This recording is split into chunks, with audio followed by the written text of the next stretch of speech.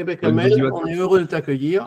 Merci. Accueillir également les participants. Il y a également des élèves juges d'Algérie qui sont connectés. Hein. Et nous avons une grande partie de la section faune européenne d'élevage et hybride qui est aussi présente. La section de la CNJF, évidemment. Salut les amis.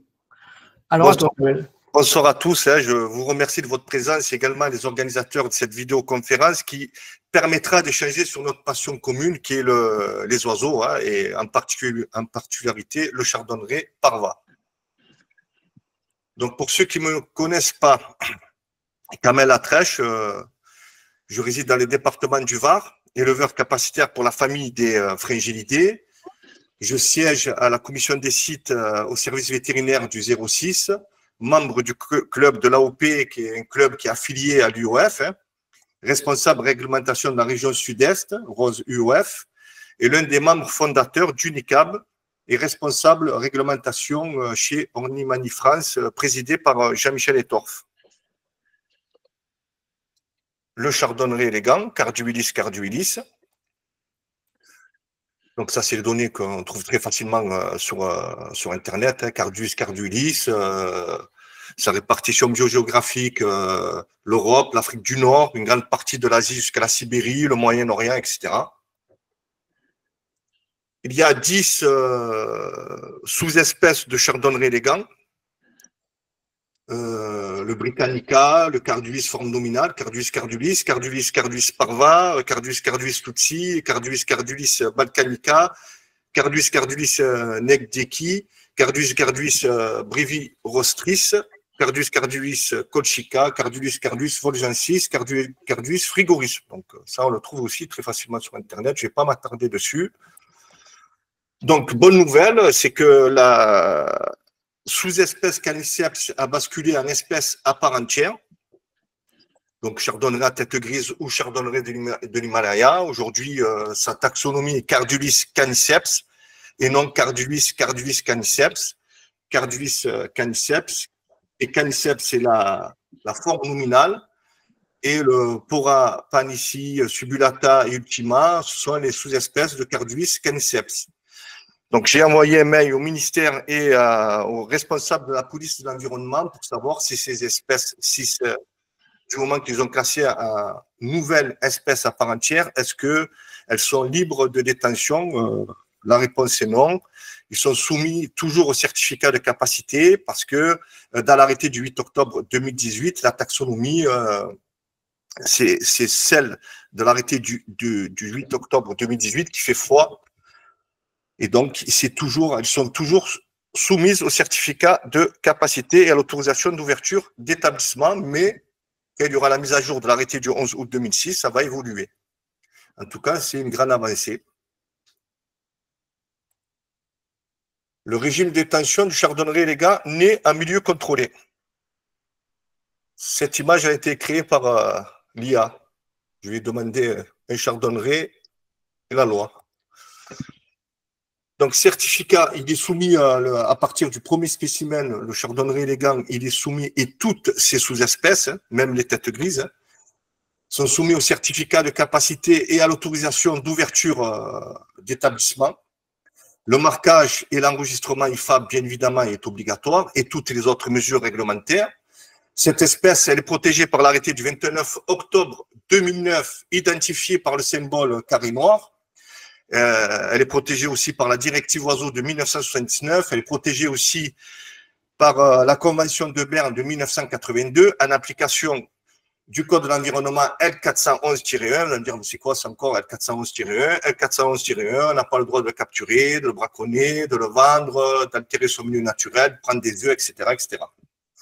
Le chardonneret est inscrit dans l'arrêté du 28 juin 2021 qui a des conséquences pour la détention sur l'île de la Réunion, sur les espèces invasives. Il a l'annexe 3 de la CITES, il a l'annexe C du règlement CE 338-97 et il est interdit d'exposer pour la vente le chardonneret élégant et toutes les mutations qui ne sont pas listées dans l'arrêté du 11 août 2006. Les mutations qui sont libres de détention sans formalité particulière, sans obligation de marquage, mais nous recommandons vivement le marquage obligatoire avec des bagues délivrés par les fédérations françaises ornithologiques. Donc la mutation blanche, brune, les variétés plutôt, hein. Blanche, brune, agate, pastel, Isabelle et satinier ont le statut d'espèce domestique. Toutes les autres mutations ont le statut d'espèce non domestique protégée. Est-ce qu'il y a des questions? Donc l'annexe 3 de la CITES, c'est l'ex-convention de Washington. Ça regroupe les espèces inscrites à la demande d'un pays qui en réglemente déjà le commerce et qui sollicite la coopération des autres pays pour prévenir leur exploitation illégale ou non durable. Le commerce international des spécimens de ces espèces n'est autorisé qu'avec la présentation de permis ou certificats appropriés. L'annexe C correspond à l'annexe 3 de la CITES. Attention, un hybride issu de parents ou grands-parents de l'un et domestique prend le statut juridique de l'espèce la plus protégée. Par exemple, un chardonneret élégant accouplé avec un surin des Canaries domestiques donnera des jeunes qui auront le statut juridique du chardonneret élégant. Par exemple, un hybride gorge blanche en phénotype ou en forme ancestrale plutôt, il sera soumis au certificat de capacité et à l'autorisation d'ouverture d'établissement et toutes les autres mesures réglementaires. Donc la Cour de cassation de 2000, 29 mars 2000, a statué que l'hybride entre un tarin des zones et un surin des Canaries domestiques est protégé par la loi. La Cour d'appel a statué, donc ça a fait jurisprudence, que cet oiseau en tant qu'hybride doit bénéficier du niveau de protection le plus élevé, c'est-à-dire celui appliqué aux parents, mais également aux grands-parents, le plus protégé. Parce que souvent on pense que c'est que le parent, mais même les grands-parents. On va un petit peu parler sur le braconnage. Hein. Kamel, une question. On peut intervenir les questions, Oui, tu peux intervenir, bien sûr. Hein. C'est des échanges. Oui. On est bien sur du phénotype ancestral, on n'est pas sur la mutation. En hybridation. Phénotype ancestral et toutes les mutations qui ne sont pas listées à l'arrêté du 11 août 2006. D'accord, mais on est bien d'accord. Les mutations qui sont considérées comme domestiques dans l'arrêté de 2006 et qui sont dans l'arrêté de 2018 sont, elles, en cas d'hybridation, et à partir du moment où l'hybride est muté avec ces couleurs qui sont considérées comme domestiques, dans ce cas-là, l'hybride est considéré comme domestique. Exactement, ils sont considérés comme domestiques. Par exemple, j'ai un chardonneret agate, je l'accouple avec un canari agate, il me sort 100% d'agate. Donc les agates ont le statut d'espèce domestique. En réalité du braconnage, le chardonneret élégant est effectivement braconné en France, mais ce phénomène reste marginal. Les articles de journaux confondent souvent cette réalité avec la situation au Maghreb ou avec les oiseaux importés en France. Une simple recherche permet de constater qu'avant la démocratisation de l'élevage, le nombre d'oiseaux braconnés pour répondre à la demande des amateurs d'oiseaux en cage était bien plus important. Depuis les années 1980 et plus encore dans les années 1990, l'élevage du chardonneret s'est largement développé, notamment pour la sous-espèce du chardonneret de Sibérie, qui ne niche pas et ne migre pas en France. La sélection par l'homme a entraîné une modification progressive du phénotype de ces oiseaux en milieu contrôlé, avec l'émergence croissante de mutations de couleurs. Les prix exorbitants, parfois mentionnés dans certains articles de presse, sont totalement erronés. Quant à la comparaison entre le trafic de chardonneret et celui de la drogue, elle est non seulement inexacte, mais également délibérée. Elle vise à choquer le grand public et à justifier l'interdiction de l'élevage des espèces d'oiseaux nés en captivité.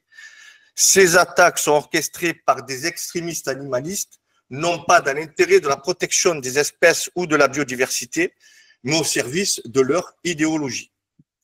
De plus, certaines affirmations comme celle prétendant que les hybrides de chardonneret seraient à l'origine des nouvelles mutations illustrent de l'absence d'investigation et de rigueur dans ces articles.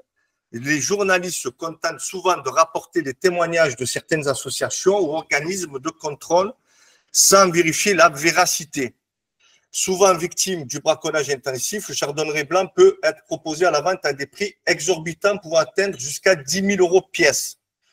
Donc, sans vérification d'informations, des prix fantaisistes sont parfois diffusés, même dans des sources réputées sérieuses. Une simple recherche aurait permis de confirmer que cette affirmation est fausse. Donc, un chardonneret blanc aux œufs noirs, en fait, cette espèce est libre de détention, hein, puisqu'elle a le statut d'espèce domestique, puisqu'elle est listée dans l'arrêté du 11 août 2006. Et bien évidemment, sa valeur d'échange est 20 fois inférieure à ce que certains articles de journaux diffusent auprès du grand public, véhiculant ainsi de fausses informations. Donc, cette mutation est répertoriée dans l'arrêté du 11 août 2006 et bénéficie donc du statut d'espèce domestique au même titre qu'un serein des Canaries. Donc, je vais vous poser un peu des questions. On va faire, voilà, ça va être un peu interactif. Allez, de quelle sous-espèce s'agit-il? Élégant. J'ai entendu élégant.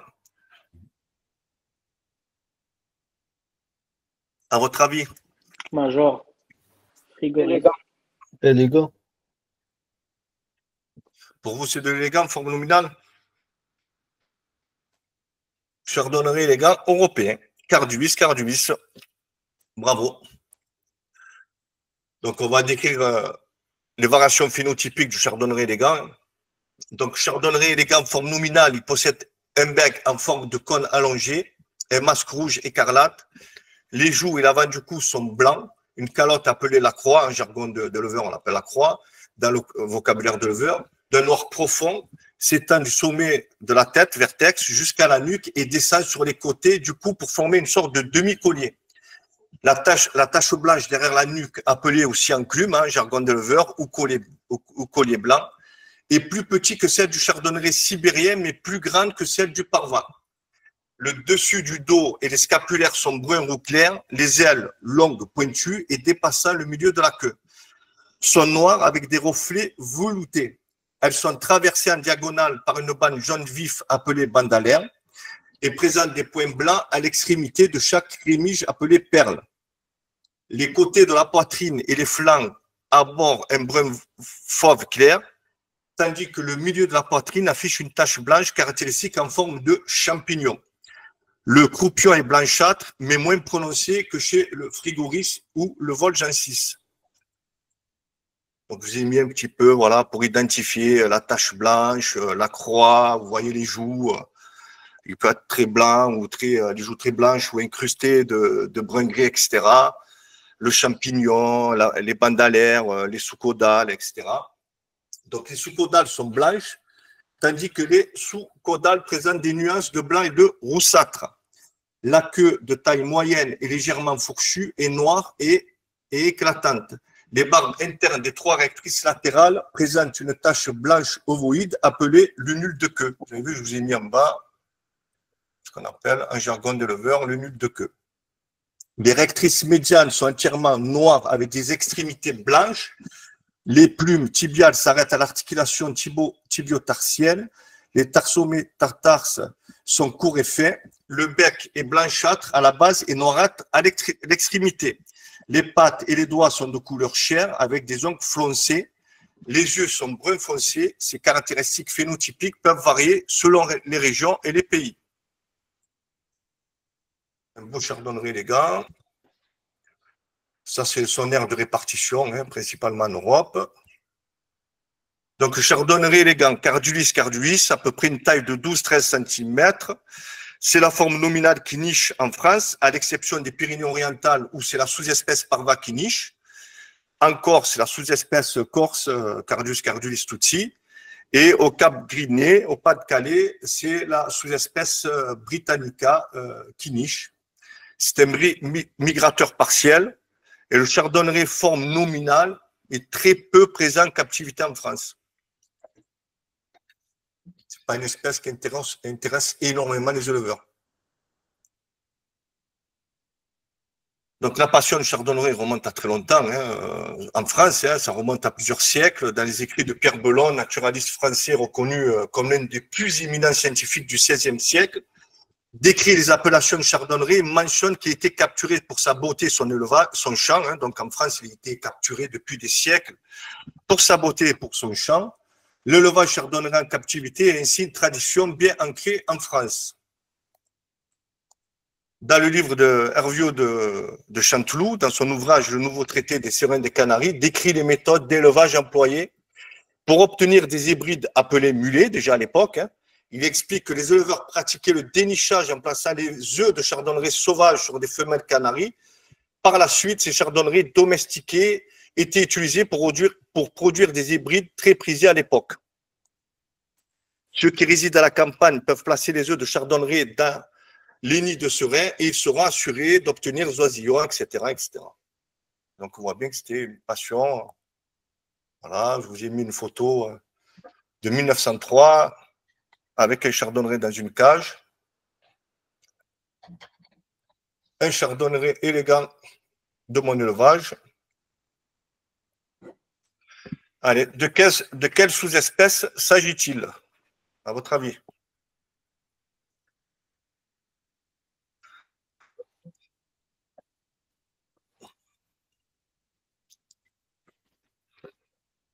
Il est un peu plus difficile celui-là.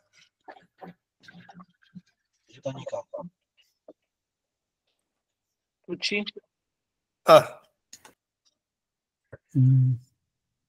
Britannica. chardonneret corse, Tutsi. Carduus, Tutsi. Donc, chardonneret élégant corse, Carduus, Tutsi. Hein. Donc, sa description phénotypique par les scientifiques. Les joues du chardonneret corse présentent une teinte brune grise gris foncé, parfois très chargée en phagomélanine, selon les spécimens. La tache de la nuque est nettement assombrie et même pratiquement invisible, hein, parfois dans le plumage. Hein. Bon, si on souffle, on voit un petit peu de blanc. Ce chardonneret se distingue immédiatement par une coloration dorsale beaucoup plus terne et sombre. Les taches brunes de la poitrine sont aussi étendues que chez le Carduus africanus, mais plus foncées, tandis que les côtés du corps sont moins colorés que chez le chardonneret d'Afrique du Nord. En termes de taille, le chardonneret Tutsi ne se différencie pas des deux autres sous-espèces, cette caractéristique étant similaire selon les spécimens. Toutefois, le chardonneret d'Afrique du Nord se distingue par un bec plus robuste et plus long que celui du chardonneret corse. Par ailleurs, les ailes du Tutsi sont légèrement plus courtes que celles du chardonneret parva. Là, son aire de répartition, hein, Sardaigne, Sicile et Corse. Donc, le chardonneret élégant corse, il mesure entre 11 et 11,5 cm. En France, il niche en Corse. En captivité, le chardonneret élégant corse est très rarement élevé en captivité en France. Cependant, au cours des 2 dernières années, il a gagné en popularité en raison de l'engouement pour les chardonnerets de petite taille. Cette sous-espèce est parfois croisée avec la sous-espèce parva, ce qui contribue malheureusement à la pollution génétique entre les sous-espèces.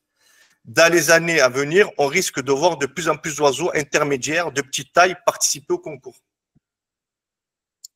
C'est un grand éleveur italien qui a de très beaux chardonnerets corse. Il gagne souvent dans les championnats.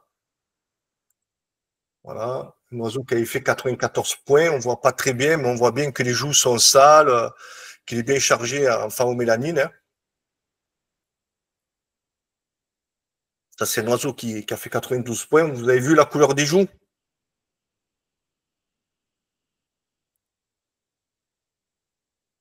Voilà. Celui de droite est vraiment très chargé en phagomélanine. Et les joues sont même plus grises, hein, elles sont pratiquement brunes. Hein.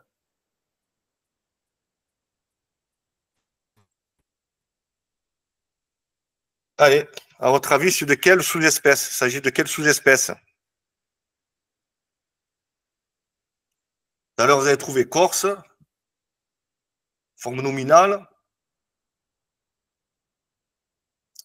À votre avis? La tête, elle est large. Britannica. Britannica. Chardonneret, les gars, des îles britanniques, Carduus Britannica. Donc, sa description phénotypique, c'est similaire au chardonneret, les gars, hein, au niveau de la taille, mais forme nominale, mais se distingue par une couleur dorsale plus terne et plus prononcée en phagomélanine.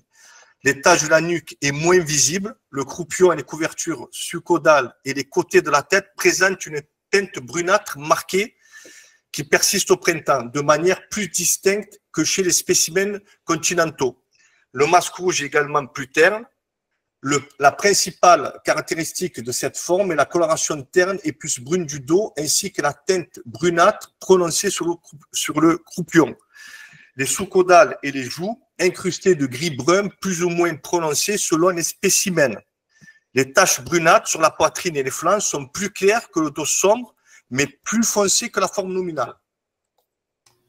Donc ça, c'est une photo de Laurent Poulard et c'est Jean-Michel Etorf qui a pris la photo, ou de son site.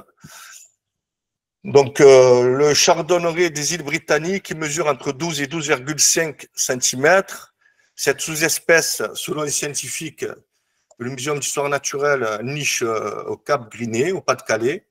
C'est un migrateur partiel, en captivité en France. Le chardonneret élégant des îles Britanniques est très rare en captivité en France. Donc, qu'est-ce que vous en pensez? Est-ce que vous avez vu beaucoup des Britannicas en élevage? Moi, je n'ai pas vu énormément. Hein.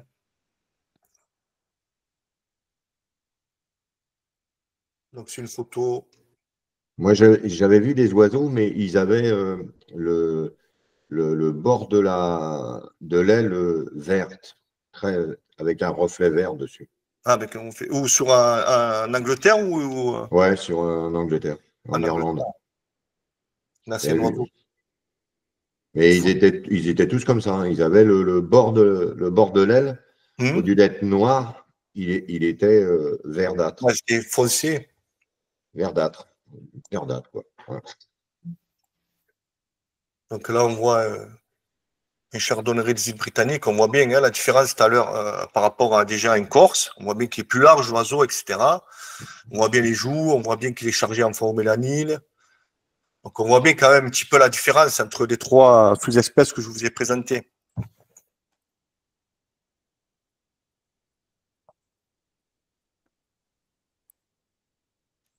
Allez, celui-là, il va être facile normalement.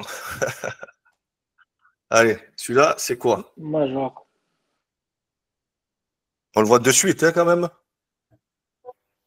Il est large, il a les joues très blanches. Donc, chardonneret de Sibérie, Carduis frigoris. Sa description phénotypique, la sous-espèce du chardonneret élégant de Sibérie se distingue par plusieurs caractéristiques uniques. Son masque est d'un rouge intense, tandis que la calotte et le lord, moustache, sont noirs. Le bec est court et épais, les joues sont d'un blanc éclatant avec une tache blanche sur la nuque. Là, le major, par contre, la tache blanche ou ce qu'on appelle l'enclume, elle est beaucoup plus étendue que chez les autres sous-espèces. Le dos arbore une teinte brun clair, plus marquée que celle de la forme nominale.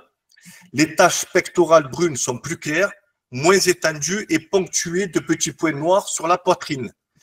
Les taches jaunes sur la poitrine sont plus larges et les flancs affichent une légère nuance brunâtre. Le croupion blanc s'étend jusqu'au bas du dos et toutes les parties blanches du plumage, y compris les parties inférieures, sont d'une pureté et d'une clarté remarquables. Les ailes et la queue noire sont ornées de miroirs à l'air d'un jaune vif. Sa répartition géographique.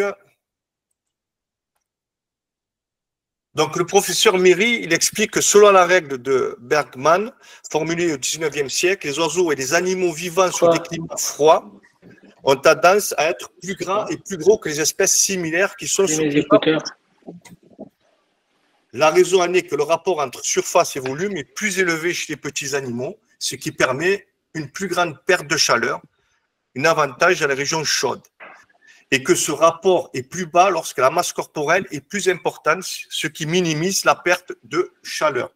D'où que le major, c'est la sous-espèce qui est la plus grande, en fait. Et sur la base de cette règle, les scientifiques ont récemment prédit que le réchauffement global allait entraîner une baisse de la masse corporelle des animaux, à l'exception possible des oiseaux qui vivent à proximité des êtres humains, comme les pigeons et les corneilles, qui ont accès à une alimentation plus riche, etc., etc. Donc, le chardonneret major de Sibérie ou le grand blanc ou voilà, ou le grand chardonneret de Russie, il mesure entre 14 et 16 cm, hein, c'est une moyenne. Cette espèce ne migre pas et ne niche pas en France. le chardonneret élégant de Sibérie est la plus représentée en captivité en France, que ce soit sous sa forme ancestrale ou ses variétés mutées. Il y a une époque, on l'envoyait en France. Hein. Moi, Ouais, quand mais j'étais depuis, gamin, on les appelait les gros blancs et ils venaient que l'hiver quand il y avait des grands froids. D'après le Muséum d'histoire naturelle, il paraît que c'était plus les Volgensis qui venaient migrer en France. Ils étaient balèzes. Hein. Et ils appelaient ça les gros blancs. Hein. Les anciens, ils appelaient ça les gros blancs. Quoi. Ouais, vers les années 80, non? Avant. Non, dans les années 60, 70. Voilà. Quand j'étais vraiment gamin, moi, mais aujourd'hui, ils ne migrent pas, ils ne nichent pas en France. Il convient, mais de toute façon, il est protégé pareil. Hein. De toute façon, même s'il ne migre pas, il ne niche pas en France, il est quand même protégé par l'arrêté du 29 octobre 2009, puisque c'est un carduis carduilis. Il convient de noter que Chardonneret, les gars, est un migrateur partiel. Je trouve ce spécimen qui est magnifique, puisqu'il a vraiment les joues très blanches. Voilà, un major de Sibérie vers les années, je crois, 2009 ou 2008, j'ai pris la photo de mon élevage. Ça, c'est Chardonneret de Sibérie qui a fait vice-champion du monde. On voit quand même quelques petits défauts sous le masque, là où ça bave un peu. Et derrière la nuque, si vous remarquez, il y a un léger double rouge. Là. Mais les barres à l'air sont jaunes, hein, ils ne sont pas oranges comme on peut le. Parce que des fois, une photo.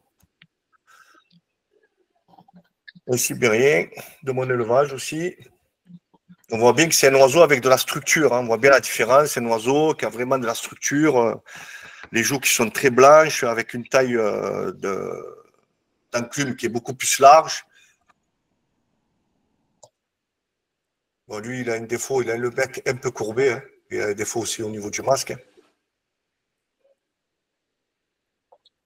Et c'est une photo que j'ai prise à Modena du champion qui avait fait 93 points. Bon, il bougeait, hein, donc j'ai essayé de prendre une photo. On voit bien que c'est un très beau spécimen. Hein.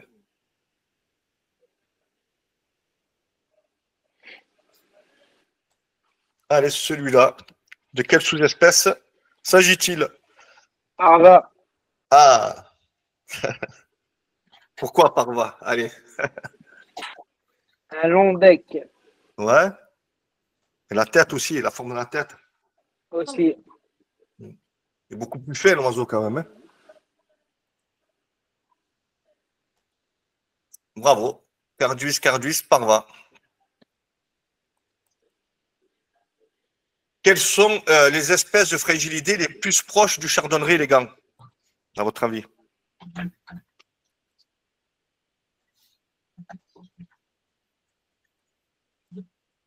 Ou ils sont dans Cardulis, qui sont dans le genre Cardulis. Facile.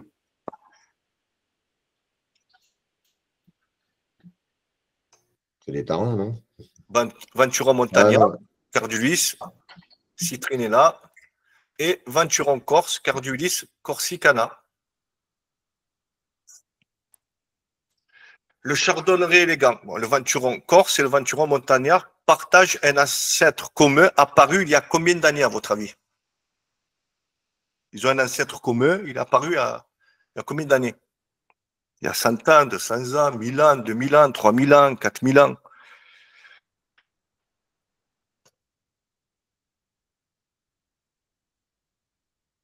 Personne? 6 millions d'années. Dans le livre La monographie des Fringilidés, auteur Michel Ottaviani. Donc vous avez vu que le chardonneret ou son ancêtre commun existe depuis des millions d'années, quoi. C'est pas d'aujourd'hui. Donc la sous-espèce Carduis parva et ses variations phénotypiques. Donc je vais vous présenter des différentes variations phénotypiques des anciennes sous-espèces du chardonneret élégant parva, à savoir Cardulis white goldie, Cardulis propre parva, Cardulis parva et Cardulis africanus. Depuis 1956, l'éminent ornithologue Charles Vaury a regroupé ces 4 sous-espèces à un seul taxon, Cardulis parva, considérant les autres comme des paratypes. Les études écologiques, ethnologiques biogéographiques, génétiques, les comportements de parents nuptiales ont confirmé cette classification jusqu'à aujourd'hui.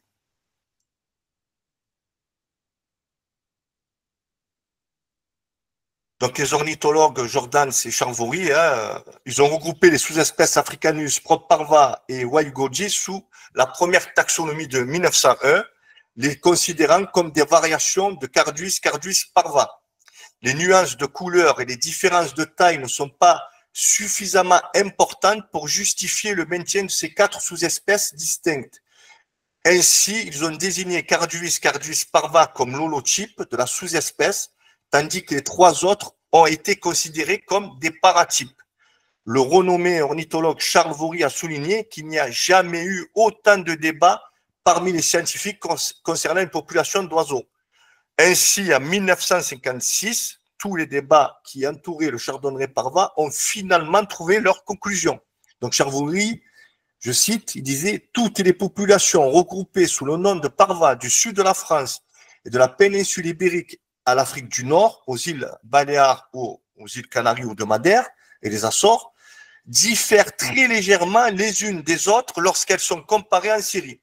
Et aucun autre groupe de population de l'espèce n'a été aussi largement discuté dans la littérature avec autant d'affirmations et d'opinions contradictoires. Cependant, ces dernières années, il est devenu de plus en plus clair, comme l'ont déclaré par exemple von Jordans et Steinpatcher, qu'il est impossible de maintenir la validité des 3 formes mentionnées ci-dessous en tant que sous-espèce. Donc l'Africanus, malheureusement, il n'est pas, c'est seulement un paratype. Et la vraie taxonomie, c'est Carduus parva. À ce jour, aucune nouvelle donnée scientifique ne remet en cause les observations de ces éminents ornithologues. Le petit chardonneret espagnol, celui de Madère, suscite de nombreux débats parmi les amateurs d'oiseaux. Sur les réseaux sociaux, on trouve une profusion de fausses informations. De nombreuses inepties sont proférées par des amateurs concernant l'aire de répartition géographique de nidification. Certains pensent que le parva l'aire de répartition débute en Espagne. Non, il débute en France, dans les Pyrénées orientales. Certains croient à tort que la population de chardonneret parva est absente dans le sud de la France. Or, il est essentiel de souligner que cette sous-espèce est bien indigène dans le sud de la France, notamment dans les Pyrénées. De surcroît, cette région se situe à la limite du chevauchement entre les aires de répartition de la sous-espèce parva et la forme nominale. Donc, il va y avoir des espèces il va y avoir des oiseaux qui vont se métisser, en fait. C'est ce qu'on appelle une zone tampon. Je vais vous décrire les différentes phénotypes paratypes en fonction des régions. Les variations observées sont nombreuses, notamment au niveau de la taille, des couleurs allant du brun roux au brun gris, de la taille du champignon, de la forme du bec, de la couleur des joues, de la largeur des épaules et des nuances de couleurs sur les flancs. Ces descriptions permettent aux anciens ornithologues de les classer en plusieurs sous-espèces. Aujourd'hui, ce n'est plus le cas. Elles sont intéressantes à étudier pour approfondir nos connaissances sur cette sous-espèce parva qui fait tant parler d'elle. Un des paratypes qui suscite beaucoup d'intérêt est le Carduus africanus. Vous avez compris qu'aujourd'hui, Africanus, c'est Carduus parva. En raison de sa disparition progressive, il devient de plus en plus rare et sa richesse phénotypique se réduit fortement. Il n'y avait pas un seul type de chardonneret en Afrique du Nord, mais plusieurs selon les régions, avec des phénotypes mais légèrement différents et des variations dans les notes de chant aussi selon les régions. Parce qu'il y a aussi le chant de l'oiseau qui va différer selon certaines régions. À votre avis, depuis combien d'années la sous-espèce parva est-elle apparue? Est-ce que vous avez une idée? Personne?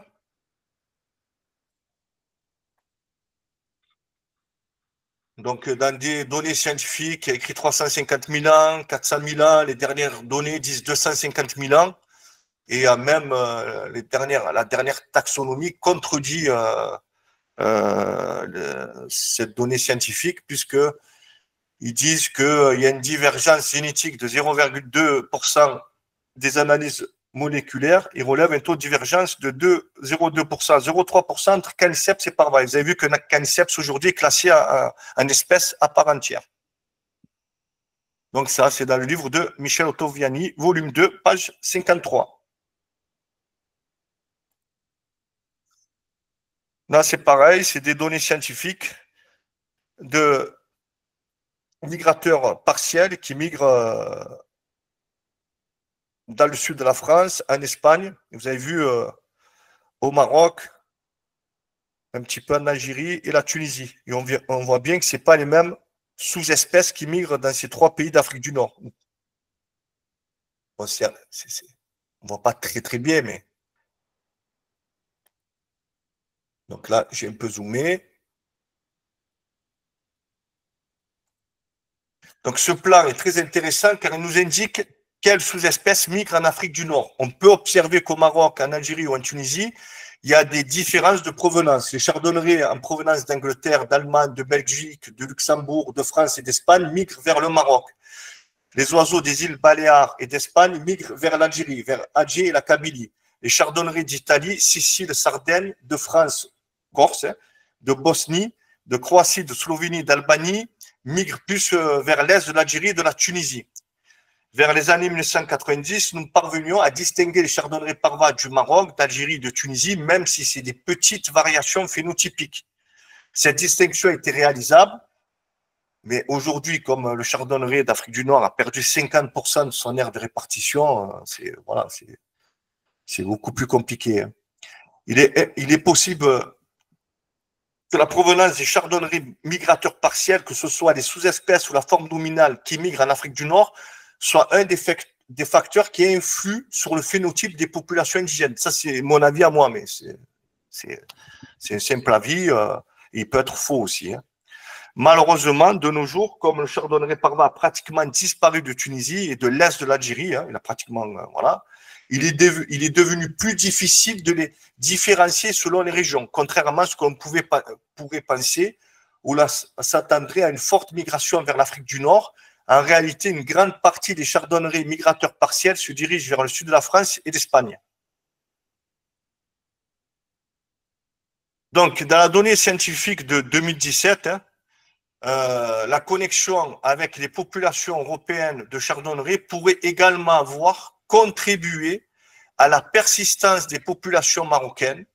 En effet, en termes de distance, les populations marocaines sont plus proches des populations européennes, avec une distance minimale de 14 km entre les côtes espagnoles et marocaines, au niveau du détroit de Gibraltar.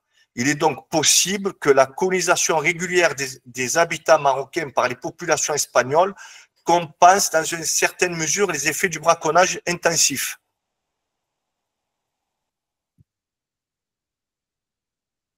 Jusqu'à là, c'est bon? Vous avez des questions? Donc, je continue. Moi, je ne vois pas les mains levées, hein, parce que comme j'ai le... Je ne sais pas s'il y a des questions, Jean-Paul? Juste une petite chose. Comme il migre, mais le chardonneret il migre dans le sud en hiver, donc il n'est pas en saison de reproduction, donc après il remonte et voilà, il ne se reproduit pas. Ouais, mais il y a toujours quelques espèces qui vont rester, mais qui vont rester, bien évidemment, quand il y a des migrateurs partiels, une grosse partie. Mais la grosse partie, elle remonte. Remonte. Mais bon, les scientifiques, c'est leur travail. Ils observent, ils regardent, ils savent à peu près le pourcentage qui peut rester, qui peut influencer aussi les chardonnerets. Ils peuvent aussi influencer aussi un petit peu le phénotype des chardonnerets Parva au Maroc. Parce que tu as vu, les chardonnerets Parva au Maroc sont un peu plus larges. Le chardonneret Parva espagnol, c'est un oiseau un peu plus large avec des grands masques et des joues un peu plus blanches. Le champignon espagnol, tu as vu le blanc, il est un peu plus écarté. Ceux d'Afrique du Nord, c'est un peu plus. Voilà, c'est des petites variations en fait phénotypiques. Hein, c'est pour ça que les scientifiques en fait ils classent tous en Parva, même celui qui niche dans les Pyrénées-Orientales.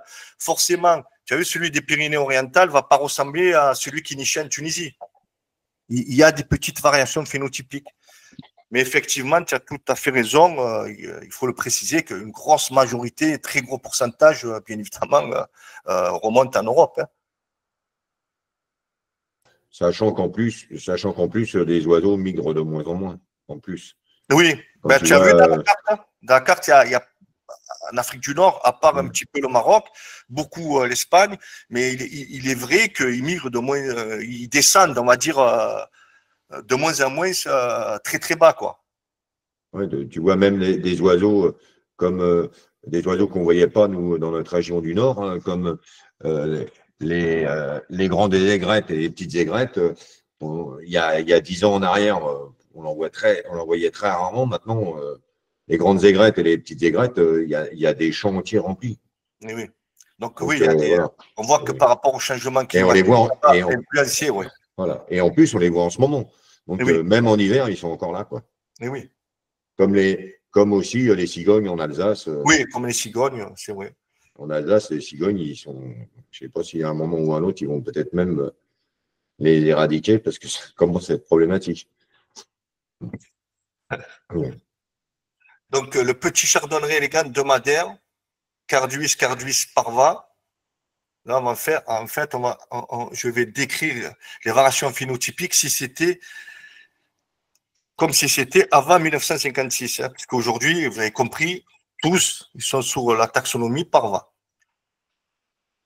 Voilà, Cardus parva. Bon, là, on parle du parva d'aujourd'hui. Il niche dans le sud de la France, Pyrénées-Orientales, Espagne, Portugal, îles Baléares, îles de Madère, îles de Canaries, îles des Açores, Maroc, Algérie, Tunisie et à la frontière entre la Tunisie et la Libye. L'ère des répartitions ancienne distribution géographique, en fait, avant 1956, c'était l'île de Madère, les Açores, Portugal et les îles Canaries. Avant 1956, les scientifiques l'ont classé. Son aire de répartition, c'était que l'île de Madère. C'est pour ça qu'il a pris le nom commun ou le nom vernaculaire, le petit chardonneret élégant de Madère, en fait. La sous-espèce Cardus parva, à l'époque, se trouvait à Madère, aux îles Canaries et aux Açores. Selon l'ornithologue britannique David Armitage, le chardonneret parva aurait été introduit dans les îles Canaries, bien que le naturaliste allemand le contredit. Donc, ils ne sont pas tout à fait d'accord. Il dit, voilà, sa présence sur l'île était déjà en 1857. L'ornithologue britannique Edmund le signale également, bien qu'il soit rare, et le localise sur les îles Canaries orientales. En revanche, l'ornithologue britannique Frédéric Goldman n'a pas encore observé cette sous-espèce aux Açores dans les années 1872. Vous avez vu que le serin des Canaries sauvages, il niche au même endroit que le chardonneret élégant.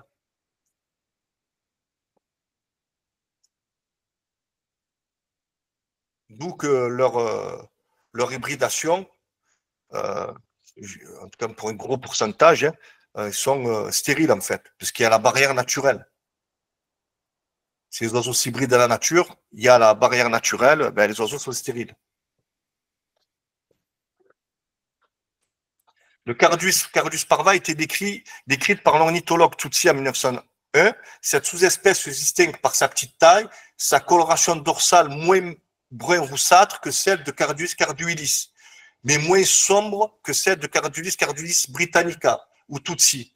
Les parties inférieures présentent une teinte brunâtre plus intense et la tache blanche à l'arrière du cou, ce qu'on appelle l'enclume, est petite et légèrement brunâtre.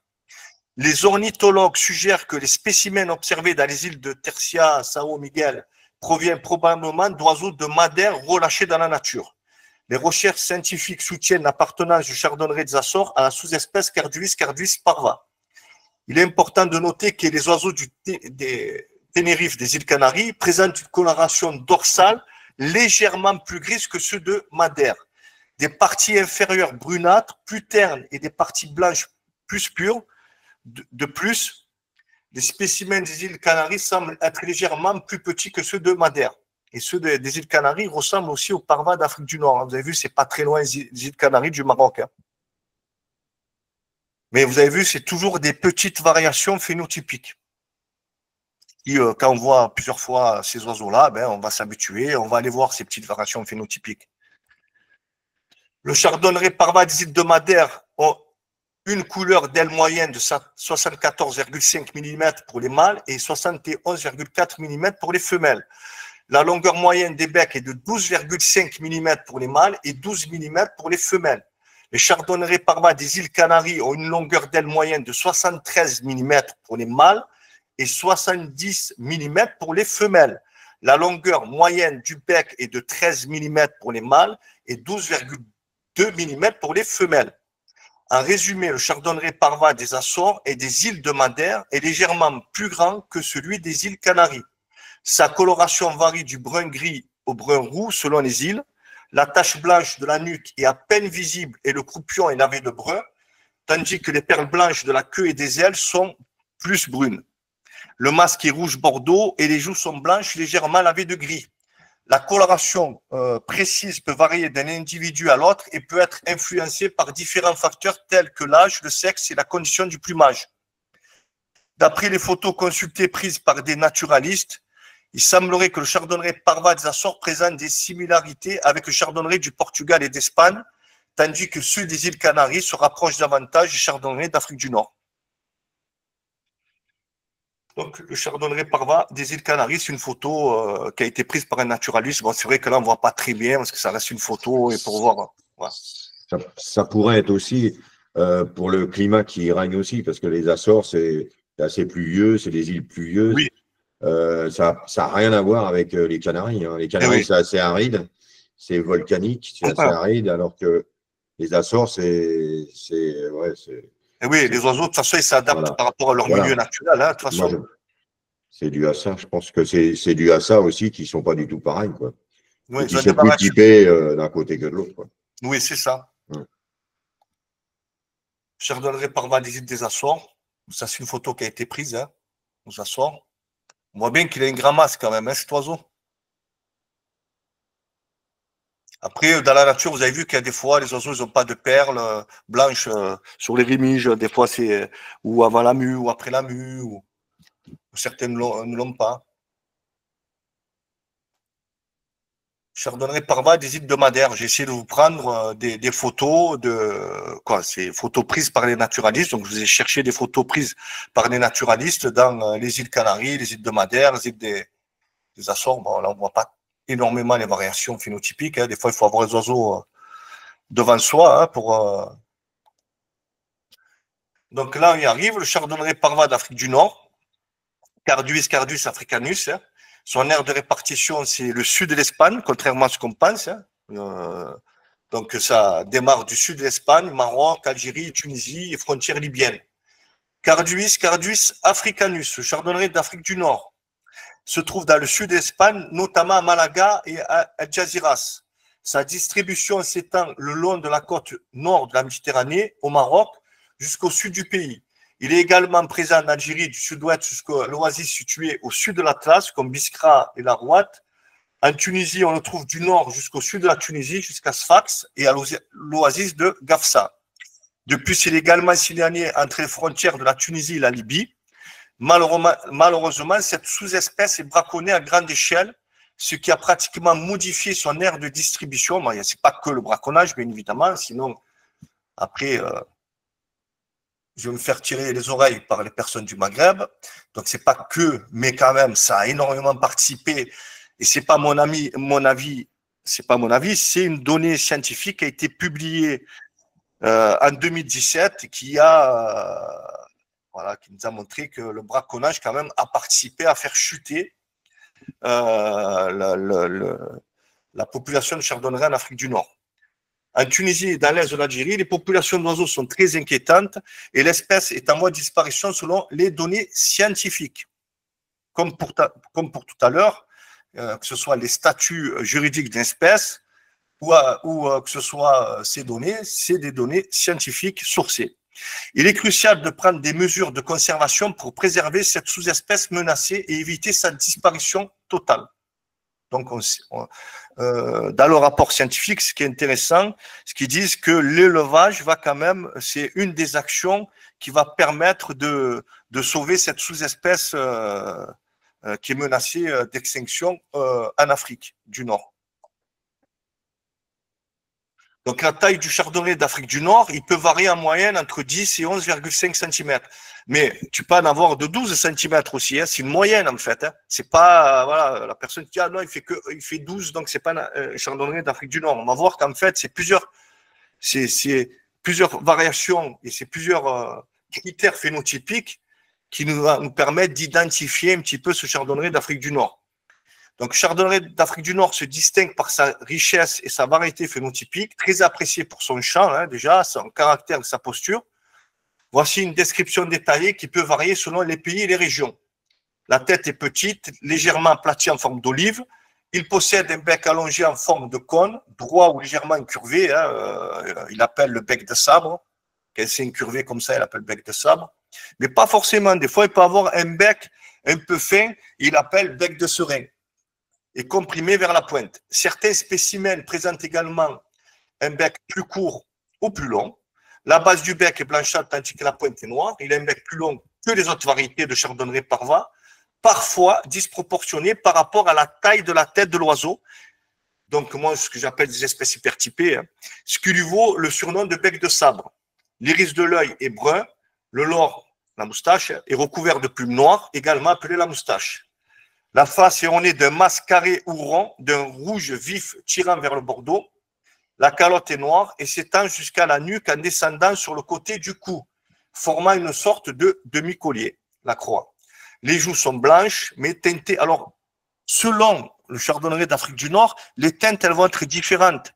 Tu vois, teintées de gris ou de gris blanc ou de gris brun, ça dépend en fait de la région, etc. Selon les spécimens, hein, avec une légère couleur jaune sur certains parpas, très léger, mais des fois, tu as des reflets à peine mais jaunes. La présence d'une tache blanche ou le collier blanc peut varier selon les spécimens et parfois, la tache blanche, on ne la voit pas. Donc, parfois, il est peu visible aussi. Hein. Le dos présente une couleur brun foncé uniforme, parfois brun grisâtre, avec une dégradation possible vers le brun noirâtre selon les spécimens. Les épaules sont étroites. Un chardonnay parva a souvent les épaules étroites, c'est-à-dire il est fin. Vous allez, il est quand même, on va dire, facilement identifiable. Le chardonnay d'Espagne, si que le parva d'Afrique du Nord, au niveau des épaules, au niveau du champignon, il est beaucoup plus écarté, l'espagnol. Mais forcément, celui qui est dans le sud de l'Espagne, il était classé même en africanus. Donc, celui qui est classé au sud de l'Espagne, il va avoir une ressemblance à celui d'Afrique du Nord. Les plumes du plastron sont brun foncé, le champignon, avec une petite tache blanche étroite au centre. Les côtés de la poitrine et flancs sont brunâtres, tandis que l'abdomen et les sous-caudales sont blancs. Parfois, ils peuvent être un peu foncés. Les rémiges sont noires, avec des perles blanches sur les rémiges primaires et des perles blanches parfois brunâtres sur les rémiges secondaires. Bien que leur présence puisse varier selon les spécimens, les barres à l'air sont jaune vif, hein, comme pour les autres sous-espèces. Le croupion est blanc, mais teinté de gris ou de brun selon les spécimens. Les sous-caudales sont nuancées de blanc et de brun. La queue de taille moyenne et fourchue est d'un beau noir. Les barbes internes des trois rectrices latérales présentent les lunules de queue, hein, comme pour les autres. Les rectrices médianes sont noires et terminées de blanc, parfois nuancées de brun ou de gris. On ne peut pas uniquement décrire le chardonnay d'Afrique du Nord en se basant sur son aspect phénotypique, car son champ revêt une grande importance. Donc, je pense que parmi nous, il y a des amateurs de chant, ils sont beaucoup plus spécialisés que moi.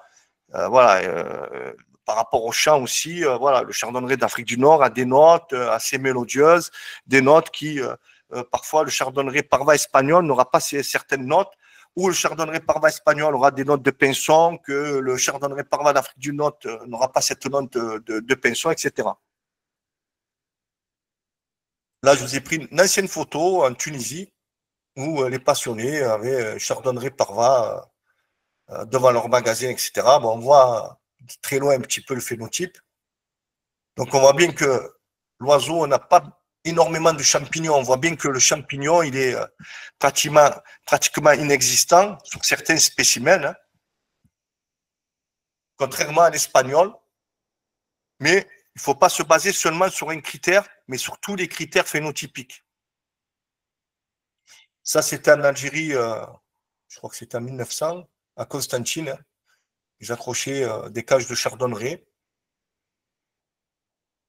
Ça aussi, c'est une vieille photo. Hein. Je crois que c'était en Algérie. Donc, vous avez vu, les couleurs dorsales peuvent varier selon les spécimens. Souvent, les femelles, souvent, certaines femelles plutôt, on a l'impression qu'elle a des écailles, mais ce n'est pas des écailles. Le spécimen où c'est indiqué 10, on voit bien c'est un brun uni. Moi, c'est ce que je préfère, mais c'est mon goût. Hein. Moi, je préfère la photo numéro 10, où c'est vraiment brun foncé, brun uni. Là, on a l'impression qu'il y a des petits stries noirs. Mais en fait, c'est des variations phénotypiques selon les régions. Voilà, on voit sur les flancs, c'est assez brun. On voit que les perles sont brunes aussi. Un chardonneret parva n'aura jamais des perles blanches. Hein. Les perles, les 3 perles du haut, là, le parva n'aura jamais des perles blanches d'Afrique du Nord. Hein. Donc là, je vous ai mis la photo en grand. Est-ce que vous voyez ce genre de... On voit des traces noires qui pourraient ressembler à des stries, mais ce n'est pas des stries. Vous les voyez? Là, on voit ce genre d'écailles qui ne sont pas des écailles. Et moi, je préfère celui-là.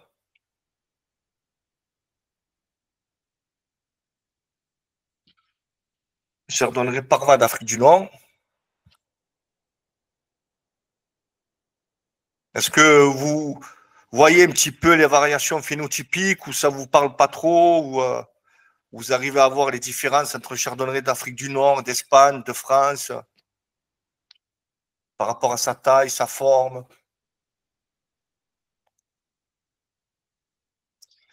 Ça, c'est un éleveur de Tunisie. J'ai récupéré quelques photos. On voit bien aussi le bec quand même.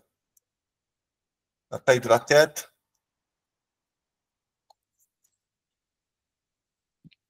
Chardonneret les gars d'Afrique du Nord. Hein. Cette photo, élevage d'un éleveur algérien, Nabil Bourras, qui a été plusieurs fois champion en Algérie. Hein.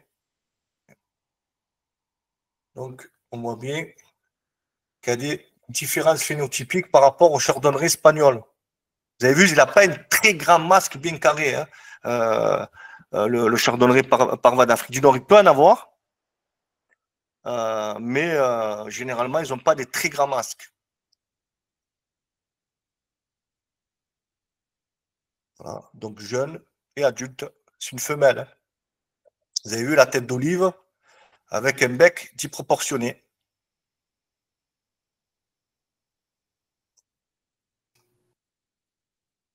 Est-ce que pour vous, celui-là, il ressemblerait à un chardonneret espagnol?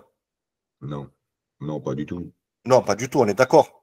Mais le phénotype qui est recherche en exposition, par exemple, c'est lequel? C'est l'espagnol, en fin de compte. Oui, c'est ça. Donc, le standard qui est reconnu à l'heure actuelle, c'est le standard espagnol, même s'il y a eu des petites rectifications au niveau des joues. Après, il y a Jean-Michel qui peut intervenir s'il souhaite concernant le standard, puisqu'il est plus à même d'expliquer le standard du chardonneret parva.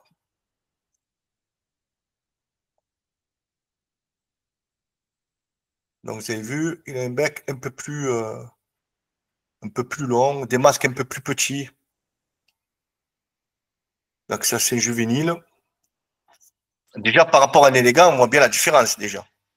Vous avez vu aussi, parce que le chardonneret parva, il peut avoir des ressemblances avec le chardonneret corse. Mais vous avez vu, le chardonneret corse, il a une tête un peu plus grosse, avec un bec un peu plus petit. La taille, elle est similaire. C'est vrai que le chardonneret corse, au niveau du champignon aussi, il est assez serré, hein, le champignon. Mais on arrive à voir aussi la différence entre un corse et un chardonneret parva d'Afrique du Nord. Et vous avez vu que les scientifiques disaient que les chardonnerets d'Afrique du Nord, ils se rapprochent un peu plus du chardonneret corse. Par contre, ceux du Maroc sur la frontière espagnole, ils vont se rapprocher un peu plus du parva espagnol. De toute façon, aujourd'hui, c'est tous des parvas. Hein. Il y a Africanus, White Goji, etc. Et propres parvas ne sont plus reconnus. Hein. Donc ça, c'est des anciens, on va dire, les amateurs de chats appréciaient le chardonneret de l'Est de l'Algérie hein, dans les années 90. principalement Annaba, Sougaras et les oiseaux de Tunisie. Vous avez vu que le chardonneret de l'Est d'Algérie était un peu plus grand. Vous avez vu que le masque est un peu plus grand sur celui-là. Et on pourrait, et certains qui ne connaissent pas trop les variations phénotypiques pourraient penser, se dire, ah, ça c'est un élégant ou c'est un espagnol. Mais c'est un chardonneret d'Afrique du Nord, mais plus dans l'Est de l'Algérie vers les années 1990, sachant que dans ces régions-là, il a pratiquement disparu. Hein. Et dans ces régions-là, ils avaient des phénotypes avec une calotte un peu plus large. Après, pourquoi? Parce qu'il s'adapte à son environnement, c'est sûr. Là, pareillement. En fait, c'est de la même vidéo que j'ai tiré cette. Voilà, ça c'est le phénotype un petit peu de la région de l'Est de l'Algérie. C'est pour ça qu'on a arrivé un petit peu à différencier celui du Maroc, pas ceux qui sont dans les frontières, celui d'Algérie et celui de Tunisie. Il y avait des petites variations phénotypiques qui permettaient plus ou moins d'identifier un petit peu la provenance de l'oiseau. Aujourd'hui, ce n'est plus possible puisqu'il a perdu 50% de son aire de répartition. Beaucoup d'oiseaux sont en provenance du Maroc, donc il y a des chardonnerets du Maroc qui sont importés en Tunisie, en Tunisie et en Algérie. Il y a des oiseaux de Libye, même de l'Ukraine, etc., qui sont importés pour répondre aux besoins des amateurs de cage et de volières. Donc, il y a aussi du métissage, il y a des chardonnerets corses qui sont introduits pour introduire la mutation gorge blanche, panaché, tête d'aigle, puisque c'est apprécié, etc. Donc, en élevage, il y a beaucoup de métissage. Il y a encore des éleveurs qui ont des souches pures, mais voilà, il y a quand même du métissage. Voilà, donc c'est. Voilà, celui de l'Est de l'Algérie, il était un peu plus grand. On le voit quand même, non? Par rapport à celui que je vous ai montré avant. Et le masque aussi. Et bien évidemment, ce n'était pas des migrateurs partiels qui capturaient à l'époque, mais c'était bien des chardonnerets qui nichaient en Algérie. Ça, c'est un chardonneret panaché en provenance de Tunisie. Donc, on reconnaît quand même le parva. Hein. Donc, ça, c'est une photo qui a été prise en mars 2015 hein, en Algérie. Donc, il reste encore un petit peu des oiseaux. Bon, après, des amateurs ou des éleveurs en Algérie me disent, Kamel, c'est possible, c'est aussi des oiseaux qui ont été relâchés, qui nichent en Algérie, etc. Et ce n'est pas forcément des parvas, des anciennes souches algériennes. Donc, il faudrait des études scientifiques qui pourraient affirmer. Voilà. Là aussi, c'est en Algérie en 2018. Bon, là, c'est en décembre. Il peut avoir des migrateurs partiels. Hein.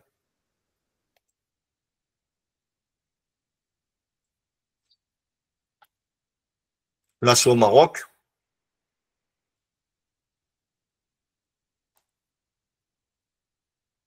Maroc. Cet oiseau aurait un petit peu une ressemblance sur le phénotype un peu espagnol.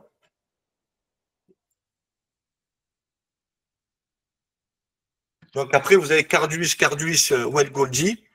Son aire de répartition, c'est l'Espagne occidentale, c'est l'Espagne et le Portugal, en fait. Hein. Aujourd'hui appelé chardonneret espagnol, en fait, auparavant, c'était Wild Goldie. Il ressemble à Carduus tutsi, mais sa coloration dorsale est moins sombre, moins chargée en phagomélanine que celui-ci. Il présente une légère teinte grisâtre sur les joues blanches, et même parfois les joues sont presque blanches, sont grisâtres par rapport à la sous-espèce parva qui est un peu plus foncée, et ou sinon les sous-espèces corse ou les sous-espèces britannica. Sa taille est identique à celle de Carduus parva, mais son bec est plus long que chez Carduus tutsi. Carduus Wild Goldie a une tête, une poitrine et des épaules plus larges, et son masque est moins rouge-bordeaux que Carduus africanus. Le chardonneret du nord de l'Espagne se rapproche le plus de la forme nominale en termes de couleur. On peut facilement distinguer les chardonnerets espagnols des chardonnerets d'Afrique du Nord. Le chardonneret du sud d'Espagne se rapproche le plus de l'africanus. C'est un peu, on va dire, c'est un peu normal. Hein. Donc, en considérant maintenant les mesures moyennes de ces 4 formes, nous constatons qu'elles sont toutes de taille assez similaire, mais il y a des légères différences dans les mesures. Carduus waigodi ressemble à une parva en termes de dimension des ailes et du bec. Carduus africanus et Tutsi sont proches en termes de longueur d'aile, mais Africanus a le bec le plus long de tous, tandis que Tutsi a le bec le plus court. Cependant, étant donné que la coloration et la taille sont utilisées pour distinguer ces formes, je préfère considérer Carduus waigodi comme une sous-espèce distincte de Carduus parva, à laquelle elle ressemble probablement en termes de taille, mais qui se distingue clairement par sa coloration. Sinon, en se basant uniquement sur leur coloration et en négligeant les très légères différences de taille, on pourrait tout aussi bien les appeler Carduus parva pour les différencier de Carduus tutsi. Ainsi, dans la région paléarctique sud-ouest, il y aurait 4 formes de chardonneret qui ont toutes en commun, contrairement aux autres formes, leur petite taille. Ils diffèrent les uns des autres principalement par des caractéristiques mineures. Selon la coloration du dos, des parties inférieures brunes, on peut distinguer 2 groupes, d'un part parva et africana, de couleur brun-gris, d'autre part tutsi et waigodi de couleur brun-olive foncé. En termes de taille, parva et waigodi sont similaires aux dimensions des ailes d'africana et de tutsi, mais africanus a le bec le plus long et tutsi a le bec le plus court. Donc ça nous permet quand même de nous donner des informations concernant toutes ces variations phénotypiques, même si aujourd'hui, ces variations, voilà, elles sont beaucoup moins importantes. Pourquoi? Parce que déjà, le chardonneret d'Afrique du Nord a perdu 50% de son aire de répartition. Donc là, on voit un chardonneret espagnol d'élevage. Vous avez vu, le champignon, il est beaucoup plus écarté, le masque est beaucoup plus grand, il a un long bec. Les joues sont beaucoup plus blanches, etc. La tête, elle est beaucoup plus large. Il est beaucoup plus large des épaules. Chardonneret espagnol qui ressemble un petit peu au chardonneret africanus de celui que la photo que je vous ai montrée du chardonneret parva au Maroc. Chardonneret espagnol.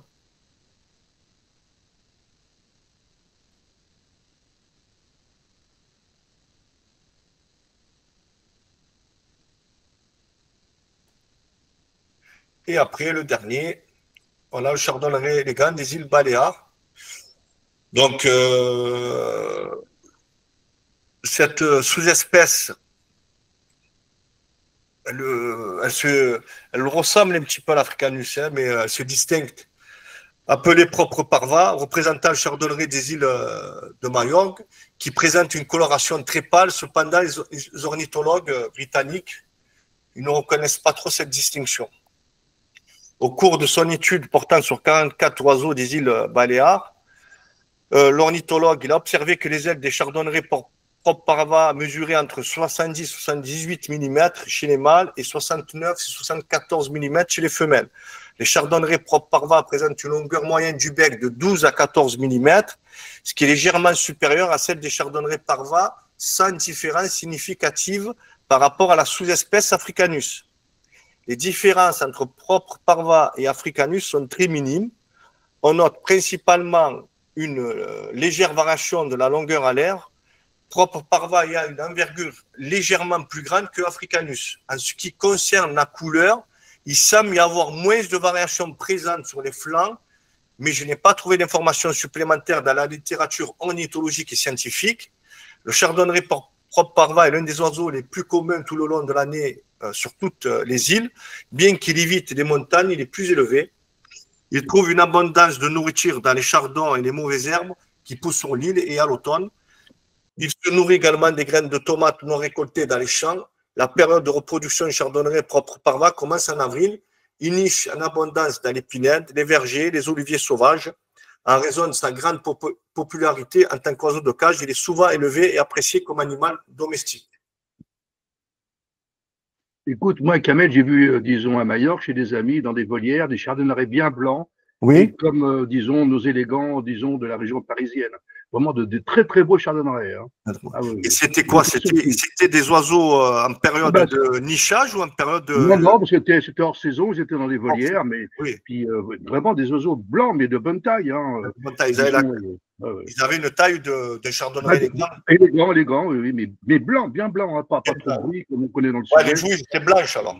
Oui, c'était magnifique. La couleur dorsale était plus claire que… Oui. Magnifique. Voilà quoi. Merci Kamel. Je t'en prie. Chardonneret élégant Parva, des îles Baléares. C'est vrai que les joues sont blanches, on voit que… Voilà, j'ai pris une autre photo, on voit bien la tache blanche sur la nuque. Donc, le chardonneret Parva d'Afrique du Nord présente une posture plus élancée que son homologue européen, étant de plus petite taille, moins large d'épaule et présentant une charge en mélanine plus prononcée sur les flancs avec un plumage plus serré qui peut varier selon les individus. La tête est plus petite, les joues sont blanches avec des nuances de gris ou de brun et le masque est rarement très étendu. Alors moi, à titre personnel, je n'ai jamais vu, en tout cas dans les années 90, un Parva avec les joues très très brunes. C'est plus les chardonnerets corse ou britannica. Dans la nature, une grande diversité génétique et phénotypique existe au sein des populations d'oiseaux, y compris parmi les chardonnerets.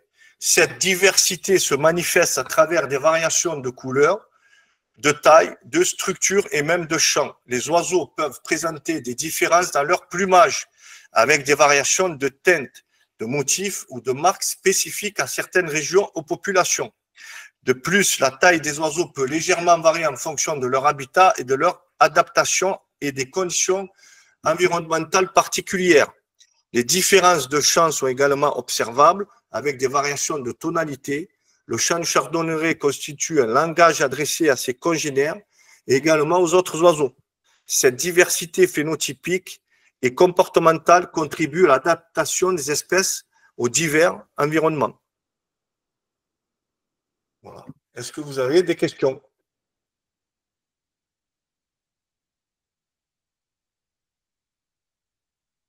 Il n'y a pas de questions sur le… Hein, j'arrête la diaporama, comme ça je vois. Voilà, donc il y a Paul de Oliveira qui avait levé la main depuis un grand moment. Oui. Donc c'est le moment de poser les questions. Si j'ai la réponse, hein. Je ne sais pas, hein, il avait la main. Mais là, dans le chat, il n'y a pas grand-chose.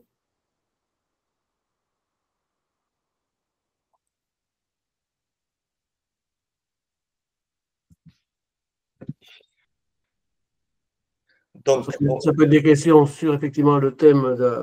Concernant la réglementation sur le sujet tout à l'heure, la réglementation. Concernant la réglementation, comme je le disais, le chardonneret élégant et toutes ses sous-espèces, dont le Parva, toutes les mutations reconnues par l'arrêté du 11 août 2006 sont domestiques.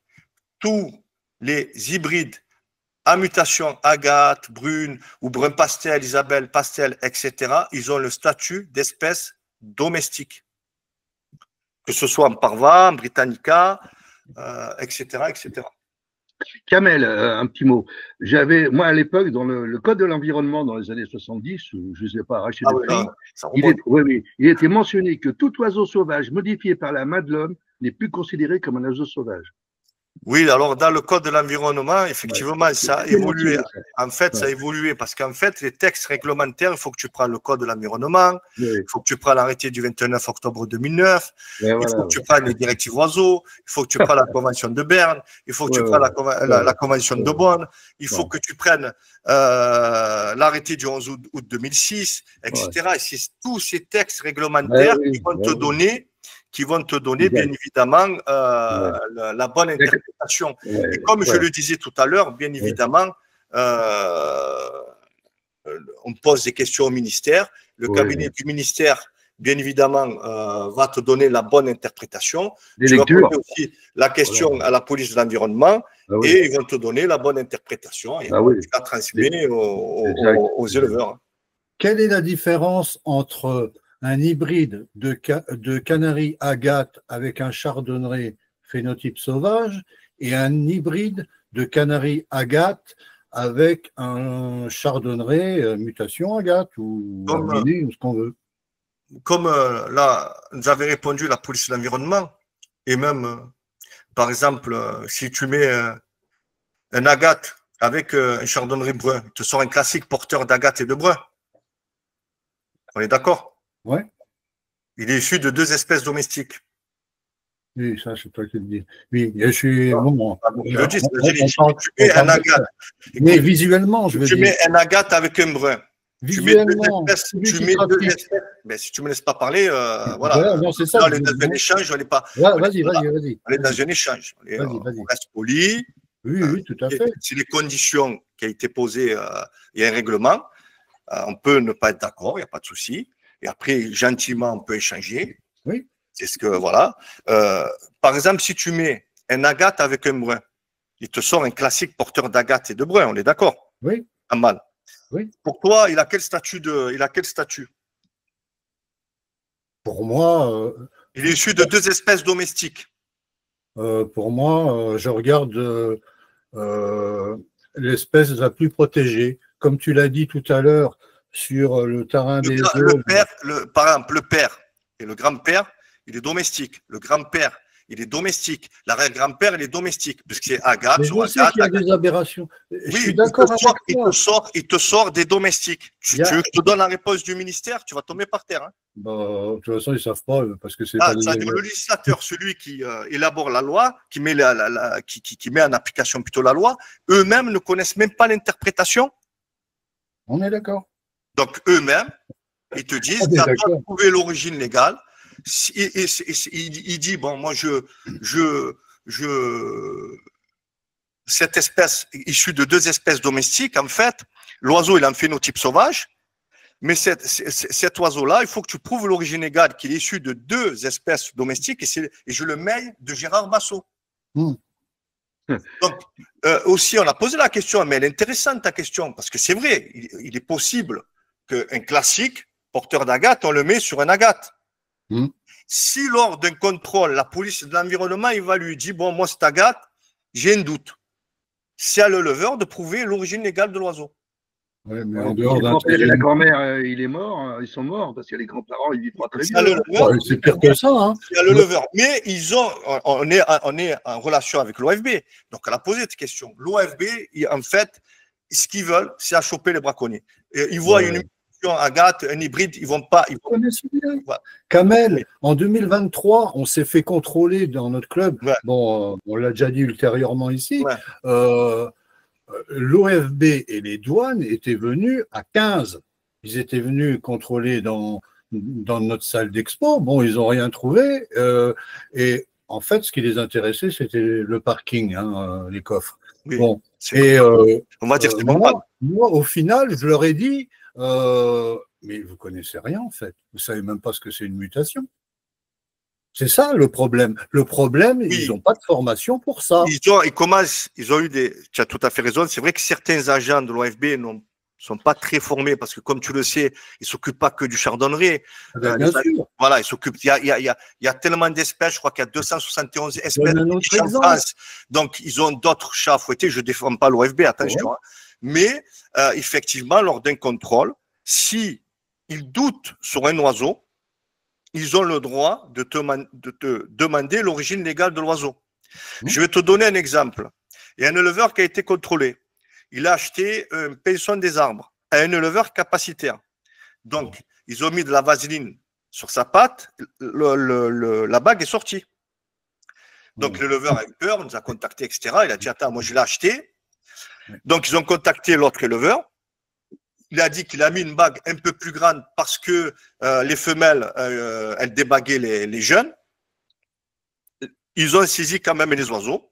Et les oiseaux étaient placés dans un centre de soins. Donc, c'est à nous de prouver l'origine légale. Mais concernant ta question qui est bonne, il fallait juste qu'il n'y a pas de tension, c'est que on a posé ces questions à l'OFB ou au ministère.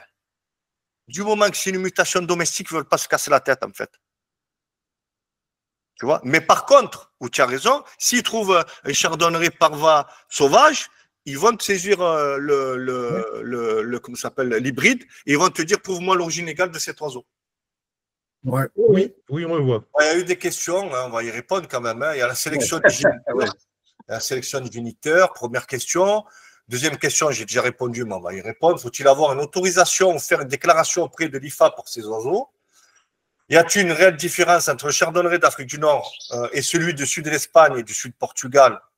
On parle souvent d'une tête plus profilée, d'un bec plus massif et plus long. Cela est-il toujours vrai? Merci. Le microbiotique, ou microbiote, je crois, hein, quel produit pour la flore intestinale des oiseaux? Donc, sur la sélection des géniteurs et la réglementation, hein, bon, sur la sélection des géniteurs, ça dépend de votre objectif. En fait, si vous souhaitez participer à des concours de loisirs, ben, bien évidemment, il faudra sélectionner les géniteurs et vous rapprocher le plus possible du standard de loisirs. Vous avez des standards établis par l'UEFCOM.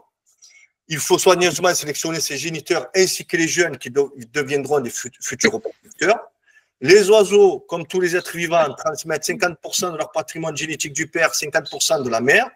Il vous appartient donc de choisir les individus les plus adaptés afin de corriger d'éventuels défauts. Des associations techniques peuvent vous aider dans cette démarche, comme ICC France, comme Ornimani France et comme d'autres associations voilà, affiliées à l'UEF ou non. Spécialisé. Donc, en fait, ça dépend de votre objectif. Est-ce que je veux faire de l'élevage de conservation? Est-ce que je veux pas participer au concours, juste reproduire des oiseaux? Est-ce que je souhaite participer au concours? Donc, la sélection des géniteurs va dépendre aussi de votre objectif. Selon votre objectif, c'est à vous, voilà, moi, dans les concours, par exemple, je vais sélectionner la qualité de cet oiseau, et parfois, je fais le contraire. Je vais sélectionner le défaut de cet oiseau, un très grand masque, un oiseau avec un petit masque, pour essayer d'avoir un masque correct. Voilà, moi j'aime bien utiliser le contraire, prendre le défaut de l'un, le défaut de l'autre pour en faire une qualité. C'est ce qui me, voilà. Mais après chacun fait comme il veut.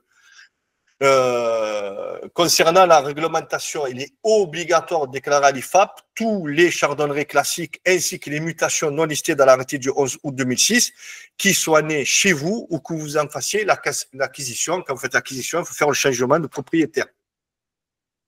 Concernant le microbiote ou la flore intestinale, moi je suis pas vétérinaire, je suis pas spécialisé aussi en santé animale. Bon, je suis éleveur comme vous, donc bien évidemment j'ai déjà utilisé les probiotiques. Donc il existe plusieurs produits sur le marché dédiés aux probiotiques et prébiotiques. Ces microbiotiques sont très utiles pour maintenir une flore intestinale saine chez les oiseaux, notamment chez le chardonneret élégant. Donc après un traitement médicamenteux, bon, les vétérinaires généralement ils préconisent qu'on administre des probiotiques et après de la vitamine. Après, est-ce que donner des probiotiques tous les mois, est-ce que c'est nécessaire? Moi, je n'ai pas eu d'études sur cela et je ne sais pas si réellement voilà, ils disent que ça renforce le système immunitaire, ça améliore la digestion, etc. Est-ce qu'il faut donner tous les mois? Je n'ai pas de compétences pour répondre à cette question. Après, y a-t-il une différence réelle entre un chardonnay de l'Afrique du Nord et celui du sud d'Espagne? En fait, ça dépend. Parce que si c'est un chardonnay sud de l'Espagne et du Maroc, ils vont se ressembler. Puisque tout à l'heure, je vous ai dit, au sud de l'Espagne, la souche qu'on appelle Africanus avant 1956 démarrait à partir du sud de l'Espagne. Donc, il est important de ne pas baser uniquement sur certains critères phénotypiques, mais sur l'ensemble des critères, la taille du bec, la couleur des joues, la forme de la tête, la présence ou non de l'attachement sur la nuque, la largeur des épaules, la couleur des perles, la couleur dorsale, les flancs, la taille du masque, la taille, le champ, la posture, etc.